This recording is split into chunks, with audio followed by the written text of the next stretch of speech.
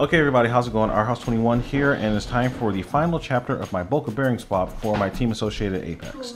Okay, so I'm replacing the stock bearings with the Boca bearing lightnings, or the lightning ceramic bearings. So I've already got all the bearings in place, so the last thing to do is just to reassemble everything. So like a lot of the nice RCs out there, this guy comes apart into three main pieces. You have the central chassis, you have your front clip, and you have your rear. Okay, so this guy actually comes together fairly simply. So I'll start by going in reverse order from where I started. So first thing I'll do is put the front clip back together.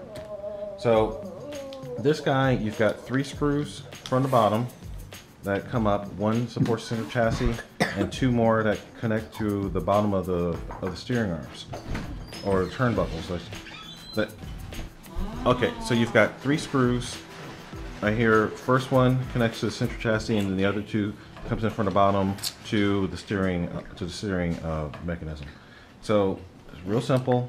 This guy just comes back together. You make the top piece to the bottom piece, and that little piece that just flew off there is actually not even to the front part of the car. That is to my custom motor, my custom temperature sensor. So I slide this inside of here, just like so. This can now go on here. So first thing I'll do is just put up this one in the middle, just to hold this whole thing together. And then I can maneuver from the top. You know, it's already there, so I got this here. Now be careful, these are not screwing into plastic. There's a 4mm locking nut that's on the top here, and if you do what I just did, you could push the locking nut out of place. So you need to reposition that.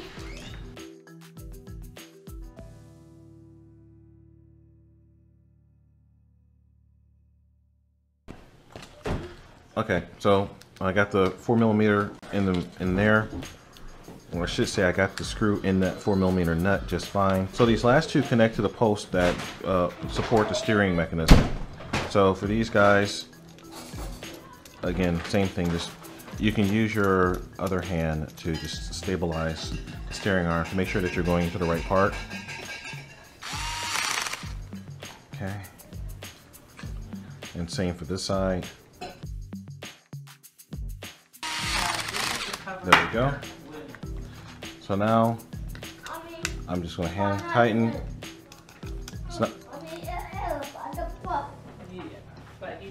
So now I just hand tighten to make sure everything's nice and snug. That's good.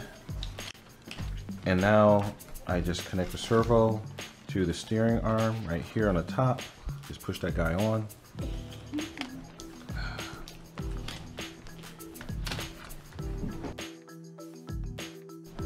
Alright, so next up is the rear end, and this is pretty simple.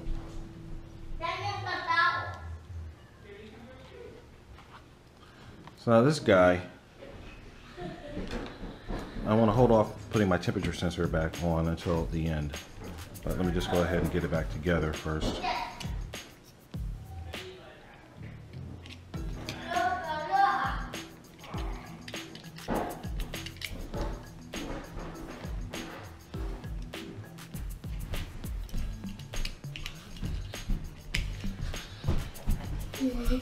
Alright, so now let's get the back end, the rear end together. So again, this guy, very similar to the front. You've got 3 screws, 1, 2, 3 that hold the main support, but you also have another screw that goes into the motor mount, and then these 2 that hold the motor mount together. Again, I didn't loosen these all the way up, so I can slide this through. So I just slide in from the bottom like this and get these guys lined up. Also making sure that I've got my pinion and spur gear out of the way of each other, and it just goes right in like that.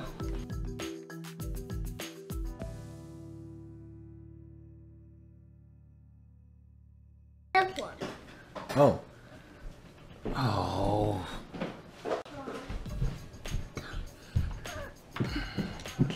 Thank you, Nathan.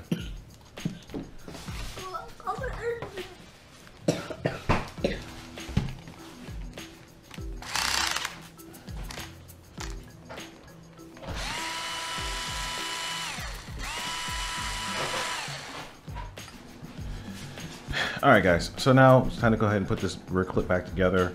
And it's much easier to do this if you remember to assemble this with the drive shaft in place, which I just forgot to do. With the drive out.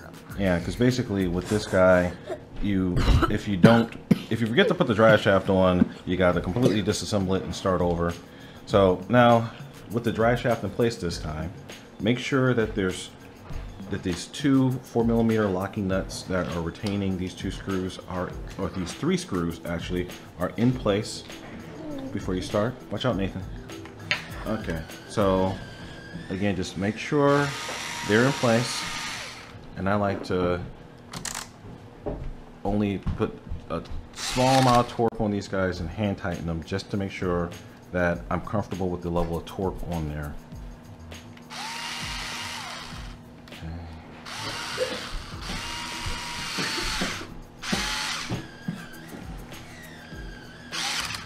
There we go. All right. Now the two screws for the motor mount are left in there. Those guys are loose. They're not. I just left them in place so I wouldn't lose the screws.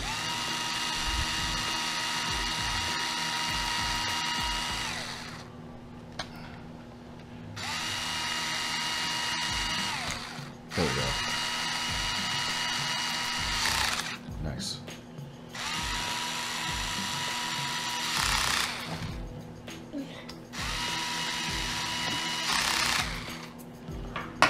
Okay, so now I can go back by hand and just make sure that I'm liking the torque on each of these guys.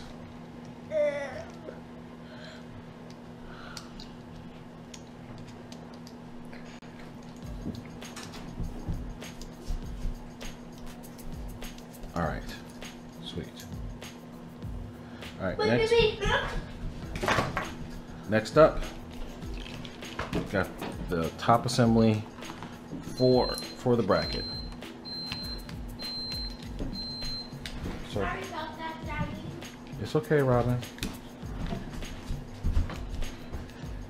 So for here, we've got this guy and my modified cross support. This guy goes down first, just like that. So got 4 screws, hold in place, snap them down. Okay guys, so after you get everything back together, there's this little retainer piece that needs to drop down to hold in this bearing from the top. So that drops in here, just like that. And once that's in place, it goes down with 1.5mm screws. So you just need to get your 1.5mm driver. Again, this doesn't have to be super tight. You're getting them snug because this is going into plastic, and this is holding a bearing in place. Is not the foundation for a new building. Okay, so once that's together, like so, okay, there we go. It's nice and snug. So this is a good opportunity if you need to do any final adjustments to your gear mesh or anything like that. I set the mesh before, everything's good. So, but I am going to take a minute to go ahead and put some lube on the bearings. I mean on the, not the bearing, put some lube on the gears. So,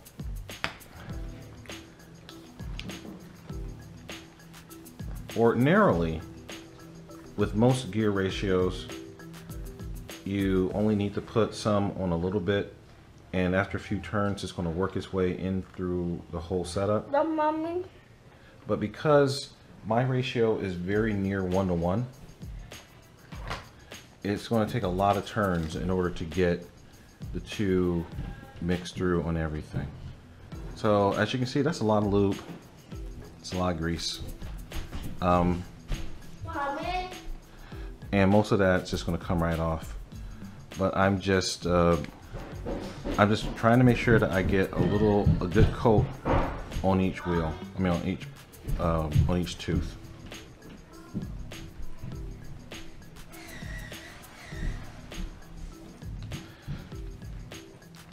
So you can kind of see a little bit of that going between. So after a few turns, I'm fairly confident that everything's done its thing. When you're shooting for these types of speeds, every little bit helps. Now, again, most of that, once you get up to speed, it's just going to fly off. But there's going to be a thin coat that's going to do the real work. So just to keep this in perspective, at 100 miles an hour, this thing is going over 30,000 RPM. So you need to have a very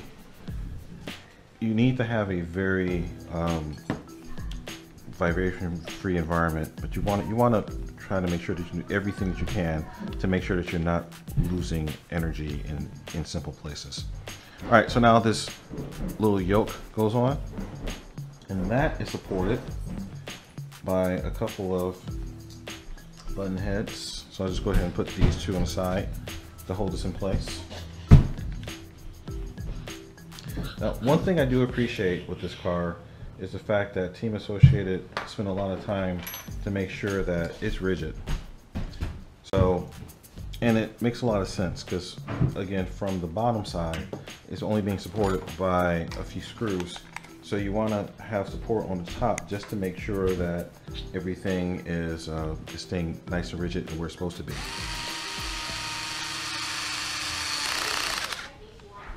If you had chassis flex back here, that will cause your gear mesh to mess up.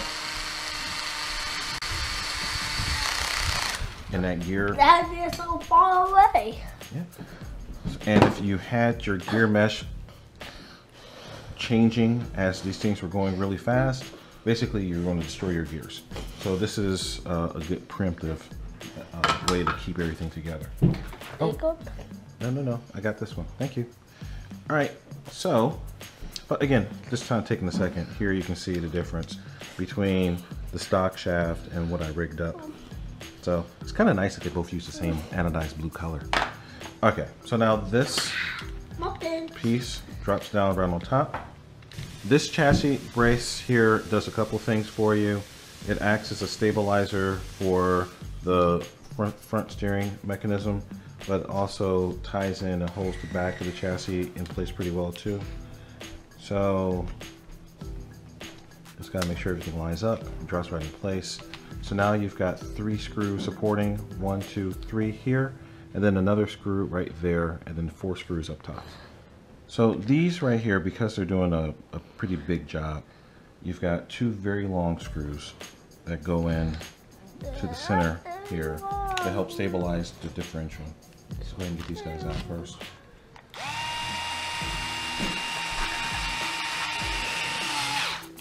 One.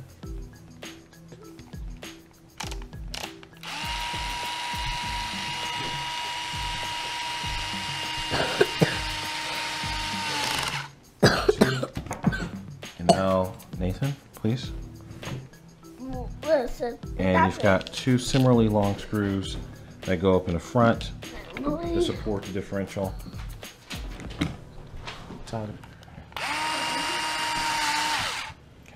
One and 2. All right, so now. How about this one? How about that one? Yeah. Okay, well this screw then goes on this side. This is for the side of this. Yeah. Uh-oh, one screw. No, so now I have this one that goes here, which holds the shaft down.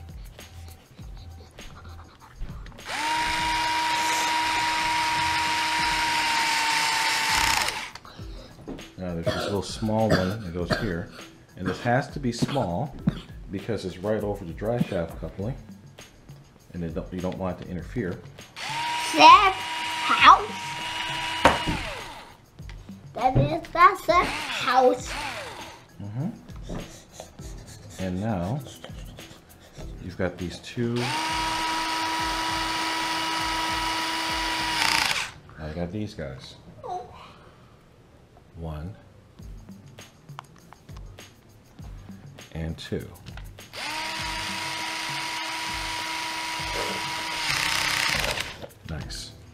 Okay, so now that I've got them all in snug, I'm going to go back through with my hand tool and just hand torque, make sure that I'm comfortable with the torque on these guys.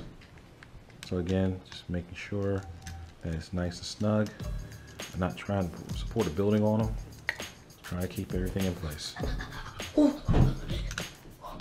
Oh, hard. Daddy, hold it. It's hard.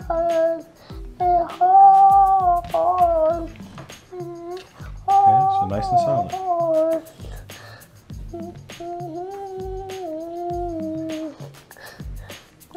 Okay, and again, just torquing this one and making sure this one's nice.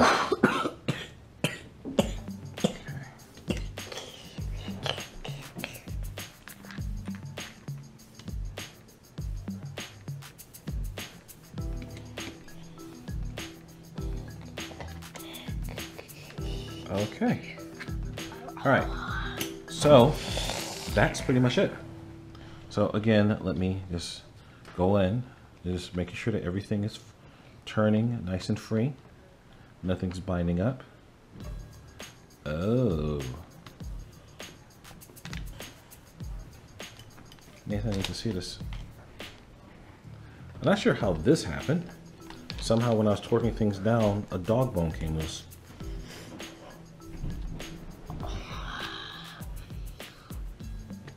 This is why you inspect. No matter how experienced you are. Oh no. Daddy, can I try, please? You want to try? Yeah. I'll let you put it back on. How's that? So, all right. No matter how experienced you are or you think you are, we all sometimes screw up. Here, there we go. So also this is a great time to make sure that you didn't forget any little pieces, like those little sleeves that hold in, that protect the steering arms. Make sure all the dog bones are in the cups. On my pinky toes.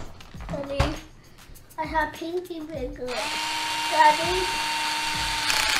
Daddy. Yes, Nathan. I have a pinky finger in my pinky toes.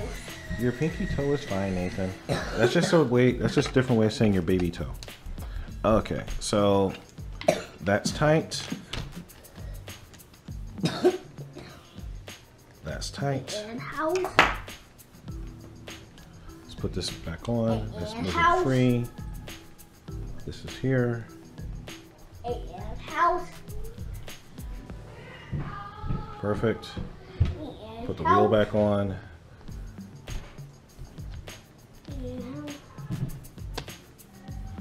All right. Okay, Nathan, you want to, here you go.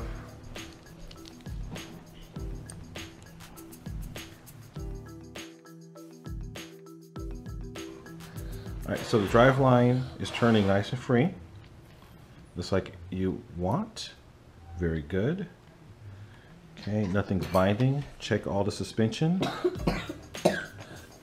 Make sure that everything's moving like it's supposed to.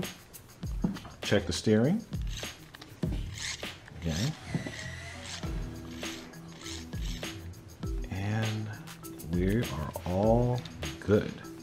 So as you can see, the car is not quite ready to run. I still need to put in the motor, the battery terminals for the ESC, and then stick down the receiver again, you know, and do a few things. But mechanically, you know, this Apex is Apex-tastic. So, but for me, you know, now I'll just take a second, and I'll let you guys watch. Gotta go ahead and get my temperature sensor back mounted. Yep, perfect. Now I'll go back to my hand and just make sure I'm happy with that torque.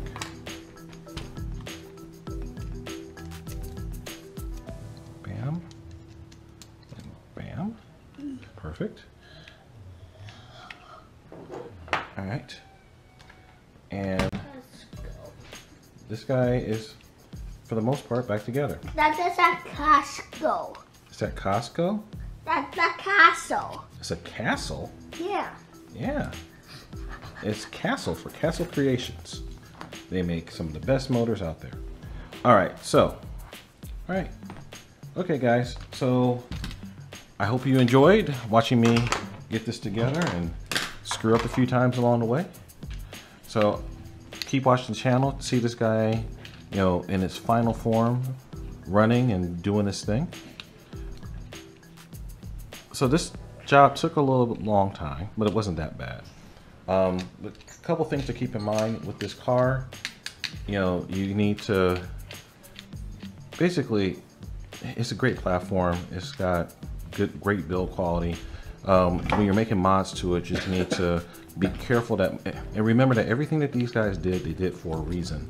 So if you start to undo some of the things in order to do your mods, just be real careful to think about what it is that you're really actually doing. I mean, a great example is here for this pinion case, or and to make room for the pinion. I could have very easily just taken out that piece and gone on my day, or just completely cut it off. But this piece is there to provide rigidity for the chassis. If the chassis gets flexy in the back there, it's going to destroy your gears. So if you just think about stuff and think it through logically, you know, you'll be all right. Okay, guys, our House 21 signing out. Remember the mantra: fly, fix, fly, break it, fix it, do all over again. Don't forget to check me out on social media. That's Facebook, Instagram.